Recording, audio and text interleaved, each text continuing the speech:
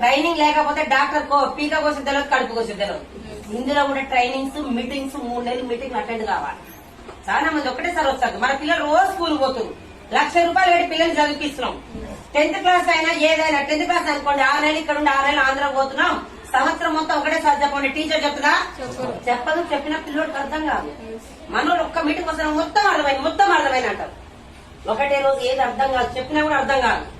ఒకటే రేపు మన ఫ్యామిలీ ఈ రోజు నేను పోతూ మన అయిపోయినా మా సారు నన్ను రోజులు వస్తాయి. మా సార్ వచ్చి మీటింగ్ పెట్టాల్సిన అవసరం లేదు. నెలకి ఇంట్లో కొనుక్కొని వచ్చిపోతే సార్ నెల నాటి చెక్కొస్తాను. అదే మా సార్ 2 సంవత్సరాలు నా దగ్గరకు వచ్చిండనుకో మా పిల్లలు నన్ను రోజులు వస్తుంది. అదే రూపాయి తెచ్చి రాదు. జాబ్ లో 20,000 వచ్చినప్పుడు వెళ్ళిపోతే అదే 20,000 మళ్ళీ జాబ్ చేయాలి అక్కడ. ఇక్కడ నేను ఇప్పుడు 4,95,000 తీసుకుంటే నేను పోయినప్పుడు అదే 4,95,000 మా సార్కి వస్తాయి. ఒకటే సార్ ఆలోచించండి. నేను ఒకటి చెప్పి క్లోజ్ చేస్తున్నా.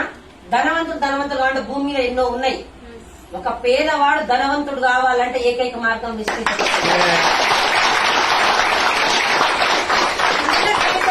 ఏ రోజు ప్రయాణం చేయలేదు. 15 సంవత్సరాలు ఒకటే స్కూల్లో చేస్తే నా గురించి టీచర్లకు అందరూ తెలుసు. ఇళ్ళలో అన్నాలు కూరలు మిగిలితే తెల్లారి పెట్టుకొచ్చింది నా గురించి.